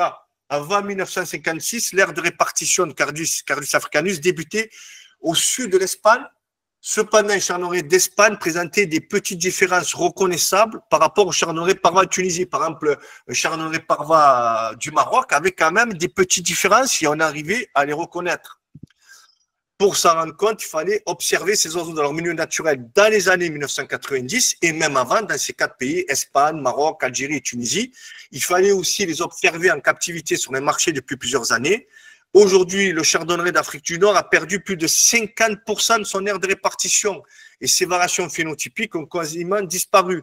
Beaucoup d'oiseaux en provenance du Maroc, d'Espagne, de Syrie, de l'Ukraine, de Corse, ils répondent aux besoins, malheureusement, des amateurs de cages et de volières au Maghreb. Il y a beaucoup de métissage. Moi-même, j'ai tiré la sonnette d'alarme en 2016 sur Radio Gazelle en disant que la situation est vraiment très grave au Maghreb. Hein. Et le rapport scientifique a été publié en 2016. Et effectivement, le chardonneret a perdu 50% de son aire de répartition. Et heureusement qu'aujourd'hui, il y a de plus en plus de fédérations et d'associations au Maghreb qui font la promotion de l'élevage. Et comme le disait le rapport scientifique, l'élevage va être une des actions qui va permettre peut-être de sauver le chardonneret d'Afrique du Nord de son extinction. Voilà. Est-ce que j'ai répondu à la question? Est-ce qu'il y a d'autres questions? Jean-François?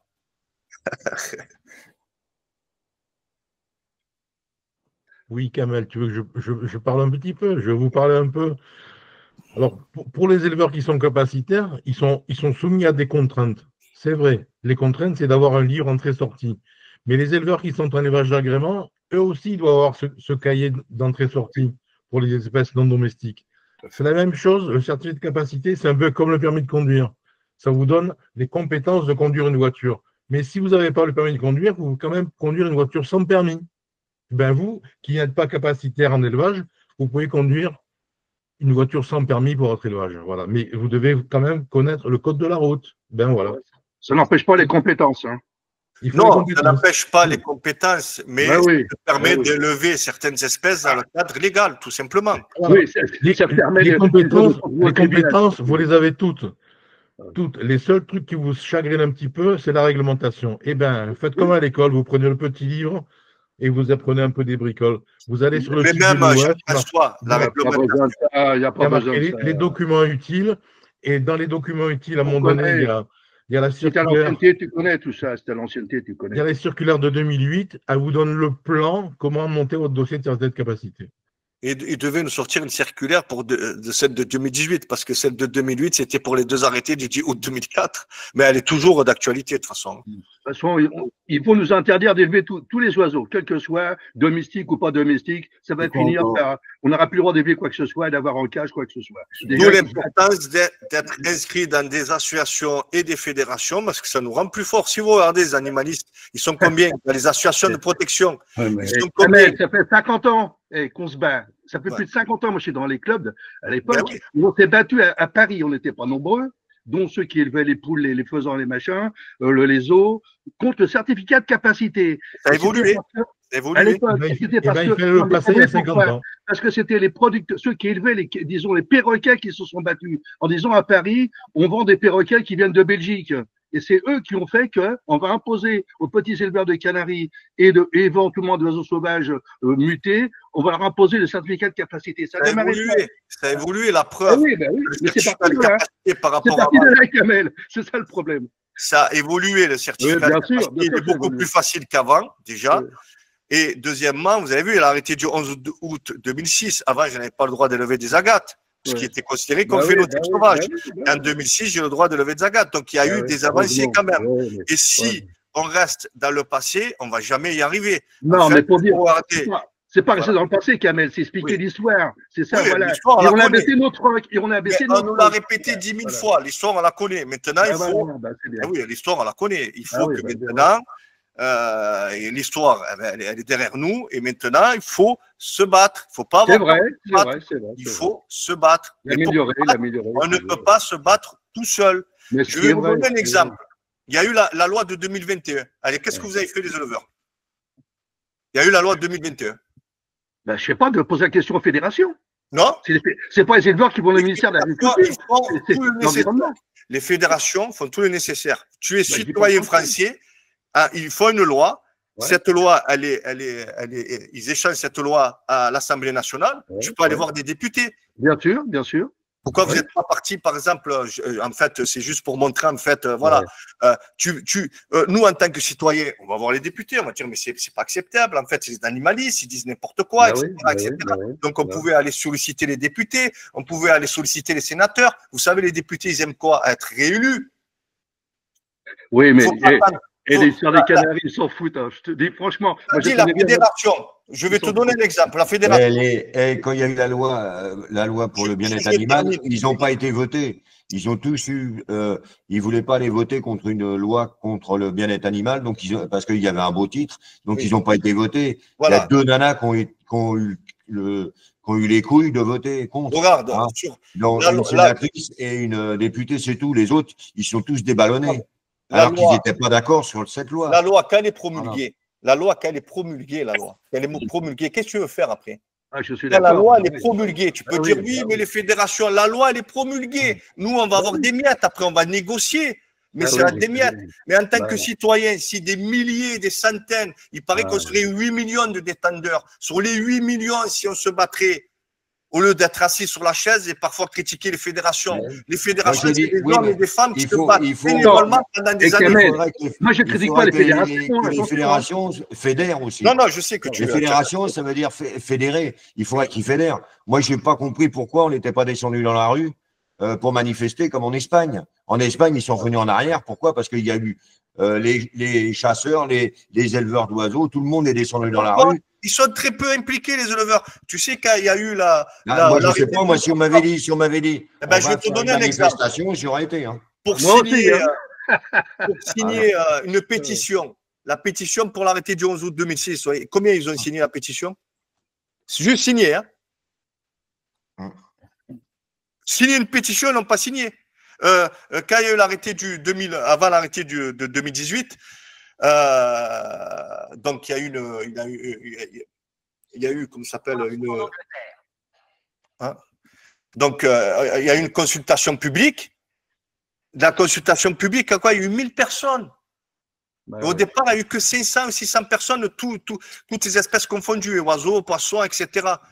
Elle était où là l'implication des éleveurs qu'il fallait juste? Et pourquoi il n'y a pas eu 8 millions d'éleveurs? Oui. Tu vas leur demander de sortir à la rue, tu verras qu'il y aura peut-être toi, moi ou quelques-uns, on ne va pas être beaucoup. Hein. Donc, voilà. Donc, moi, je pense qu'il faut se battre au départ, avant que la loi elle sorte. Et il faut que tout le monde se batte, en fait. On ne peut pas attendre qu'après la fédération. Non, c'est pas. Mais c'est eux qui sont les porte-parole. Mais ce que je veux dire, c'est que les fédérations doivent aussi fédérer, quoi. Je veux dire. Voilà, c'est ça. C'est pas que ça veut dire que il faut qu'ils demandent à leurs adhérents de faire des choses. Mais pour l'instant, on n'a pas. Bon, il n'y a pas eu. Ils avaient demandé d'envoyer des lettres aux députés. Quand il y a eu la loi de 2021, la loi d'Ombreval, nous avons demandé aux gens d'intervenir. Et la fédération, elle était intervenue, elle, au niveau des présidents des groupes parlementaires, hein, y compris celui qui est aujourd'hui ministre de l'Intérieur, qui est membre de l'UEF aussi. On a intervenu. Beaucoup se sont en vérité déballonnés dans les parlementaires, vous l'avez dit. Non, mais on l'a eu. Il y a eu les élections suivantes, une grande partie des gens qui avaient été du côté de la loi animaliste, ils ont été balayés aux élections derrière. Dombreval n'est plus député. Ce que je veux dire, c'est pas. Mais après, il faut que la loi est votée. C'est pas de travailler. Laisse-moi finir. Il y a les décrets d'application. Et les décrets ne sont toujours pas sortis. Et c'est là que Unicab, avec Kamel, Jean-Michel et les autres, sont présents. Et tout est dans l'interprétation, parce que la loi a été votée, l'administration doit la faire appliquer. Et on voit bien qu'il y a des pans entiers qui ne sont pas applicables. Il faut tout changer pour que ça puisse passer. Maintenant, il y a tout un risque. Je ne disais pas que les fédérations n'ont rien fait. Hein. Je n'ai pas dit ça. Quand on dit fédérer, j'ai dit qu'il faut. C'est moi qui ai rédigé le courrier. Il faut fédérer entre les gens qui sont justement faire réagir les adhérents. Et bien, on l'a fait, on a écrit aux adhérents en disant vous devez signer à tel endroit. Ils ne l'ont pas fait. Et après, plus tu fais peur aux gens, plus ils vont partir des clubs. Ils vont se mettre dans la clandestinité. Plus tu parles d'IFAP, plus tu parles de ça, plus les gens ils partent. Je reviens sur l'IFAP. Je rappelle que pour le chardonneret, il fait partie du programme de protection numéro 1 à l'UEF. C'est-à-dire que c'est l'UEF qui prend en charge les inscriptions IFAP de vos chardonnerets depuis 4 ans. Voilà. Tara Rouge aussi. Jean-Paul, est-ce qu'il y a eu beaucoup d'inscriptions? Jean-Paul, est-ce qu'il y a eu beaucoup d'inscriptions sur ce programme? Les éleveurs, est-ce qu'ils ont beaucoup participé? Alors, les programmes-là, ce n'est pas de l'élevage, c'est des protections. Donc, c'est à chaque congrès UF, José Bernico fait la synthèse. Et vous avez le nombre de personnes. Oui, le nombre de. Et ça a été marqué dans le cahier du congrès de l'année dernière, il y avait déjà le nombre. Donc voilà, comme disait Jean-Paul, comme disait Jean-François, comme disaient d'autres, voilà, si nous, on ne se bat pas les éleveurs, si on n'est pas impliqué aussi face à la montée des animalistes, forcément, on met en danger notre passion. Donc, ça ne sert à rien de crier et dire ouais, c'est pas normal. Il faut aussi agir. Et bien évidemment, vous avez des présidents. Toi, Eric, tu es président aussi d'association. Moi, je suis président. On essaie d'agir à notre niveau, bien évidemment. Hein. On essaie d'agir. Et aujourd'hui, la chance qu'on a, c'est que quand même, toutes les fédérations sont réunies. Les zoos sont réunis avec nous. Certaines associations, des scientifiques, du Muséum d'histoire naturelle, des professionnels. Il y a quand même une avancée par rapport à avant. Tous sont réunis sur Unicap et d'autres sur une autre aussi organisme pour pouvoir défendre notre passion. Il y a un cabinet d'avocats. Il n'y avait pas de cabinet d'avocats. Donc, à tous les clubs de bien informer leurs adhérents pour s'unifier. Voilà. C'est au club d'intervenir. Tous les clubs. Donc, le boulot, il est fait. Mais quand tu regardes le nombre d'adhérents chez l'ALPO ou d'autres associations, et quand ils font des appels aux dons, mais c'est des millions qui réunissent.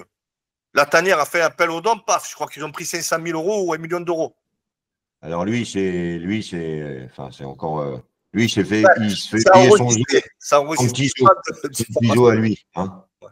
Lui, c'est un ancien éleveur de perroquets, ce mec-là. Hein. Et maintenant, il crache à la gueule à tous les éleveurs. Voilà. Alors, donc, tu vois, on peut agir chacun. Adhérer à la fédération, c'est quand même agir. Je sais que des fois, ils n'aiment pas ce discours. Ceux qui souhaitent, il y a la loi.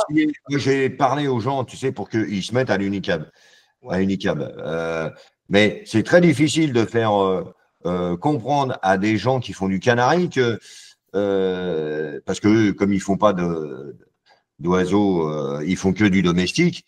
Eh ben, c'est très difficile de leur faire voir qu'un jour ou l'autre, ça va leur tomber aussi dessus. Donc, il faut se battre maintenant. Ah oui, de toute façon, voilà. Et moi, les gens qui font du canari, dans mon club ou même dans notre région, ils ont du mal à comprendre qu'il faut qu'ils se battent maintenant et pas quand ça va leur arriver sur eux. Mais regarde, Eric, déjà dans les Canaries, ils veulent interdire le colorant rouge.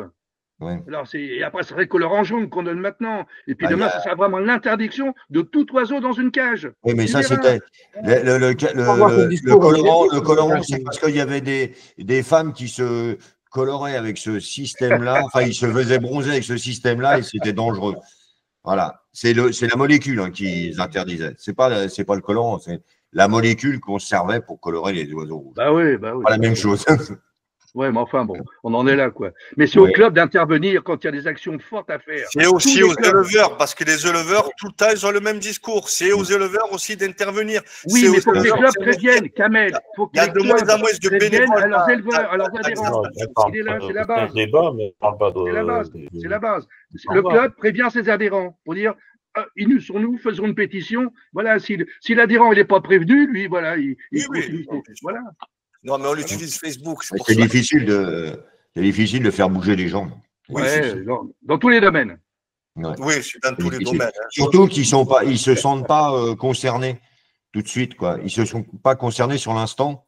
Et c'est ça qui est dommage parce que c'est pas une fois que tu vas vraiment être concerné que tu vivons cachés, vivons heureux. Il faut pas oublier que quand tu vois les budgets que ces associations animalistes et tout ça ont, tu te dis, ils ont de quoi nous emmerder, hein, parce qu'ils ont des sacrés budgets quand même. Hein. Oui. Voilà. Bon, on va arrêter là parce que ça ne fait pas avancer. Ce genre de discours, on a eu des grippes aviaires pendant des heures et des heures sur chaque vidéo sans jamais amener de solution. Et la solution, vous voyez qu'elle a été trouvée aujourd'hui. On est beaucoup moins embêté pour les expositions par rapport à la grippe aviaire. Il faut cette fois laisser le temps autant et les gens agir aussi à chaque niveau. Ça va petit à petit. Le hobby, il est menacé constamment. Je vous rejoins là-dessus.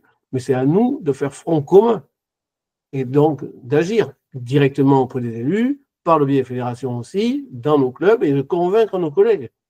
Éleveurs de Canaries, tu as raison, ils ne sont pas forcément tous allés à l'UNICAB. Sûrement pas, parce qu'ils attendent de voir effectivement déjà aussi ce que c'est que l'UNICAB. Mais c'est les clubs peut-être qui peuvent prendre cette cotisation à l'UNICAB au nom de leurs adhérents, qu'ils soient éleveurs de Canaries ou d'animaux concernés. Après, tout animal peut-être un jour pour être concerné, parce que vous avez ce qui est arrivé en région Wallonne depuis 2 ans, d'obliger à avoir une autorisation pour détenir des animaux de compagnie. Donc ça pourrait très bien toucher tout le monde, puisque ça s'appuie aussi sur des textes européens. Mais il y a des leviers de bouclier contre à peu près partout. Tu as cité, Eric, dans le cas d'Espagne, vous étiez 2 millions dans la rue l'année dernière, mais ils ont obtenu nada, rien du tout. Hein. Faut pas dire l'Espagne, ils ont été dans la rue, ils ont obtenu. Non, ils sont descendus à 2 millions, ils n'ont rien eu. Bah, ils sont quand même, ils ont pas eu. Ils sont descendus à 2 millions, mais ils n'ont rien eu. Alors, il y a aussi un endroit qui s'appelle les urnes, hein, qui permet aux élections peut-être de se prononcer. Peut-être que s'il y a un référendum cette année par Macron, peut-être qu'il va poser la question, est-ce qu'on continue à élever des canaris ou des chardonnerets? Mais ça, je ne crois pas trop. Hein. En Espagne, ils attrapent toujours des. Enfin, je ne sais pas maintenant, mais il y a quelques années en arrière, ils attrapaient encore les chardonnerets. Ils avaient encore le droit d'attraper les chardonnerets dans la nature. Ils ont été condamnés par l'Union européenne. Ils s'appelaient le sylvestrisme ou sylvestria. Et ils ont été condamnés à l'Espagne à payer une grosse somme d'argent. Et par rapport à la directive oiseaux de 1979 qui protège. Voilà. Donc là, c'est interdit en Espagne, ça. Kamel, c'est comme la tauromachie, c'est interdit et la France, elle paye quand même. Ouais. Donc je vous remercie Jean-Paul pour la visio. Et, Vous voyez que le débat il est toujours passionné. Hein. Bon, mais merci Kamel pour tout ce que tu as préparé. On s'est un peu éloigné à la fin oui, c'est pas grave. Un peu du sujet. Mais c'est vrai que la passion, elle l'emporte. Hein. Oui. Bon, Yves, ça va maintenant. Il s'est calmé, Yves. Voilà. Je suis calme, il est comme ça. Je ne suis pas un méchant, hein, Kamel, t'inquiète. Je suis prêt au montage. On est habitué. Hein. Ouais, on coupera au montage parce que. Non, on ne coupera pas parce que c'était. Alors, ça, c'était la visio du mois de février. Au mois de mars, c'est pareil, on va rester encore sur le rythme d'une seule visio dans le mois. Et après, il y aura certains mois du printemps et à l'automne où il y aura 2 vidéos. Hein. On reviendra selon les thèmes. Alors, le 24 mars, c'est Daniel Lance qui va venir vous affronter pour présenter les services de l'UOF pour ses adhérents. Pour ses éleveurs, il y a pour ses éleveurs. Moi, je dis pour ses adhérents parce qu'il y a des adhérents qui ne sont pas forcément éleveurs. Hein.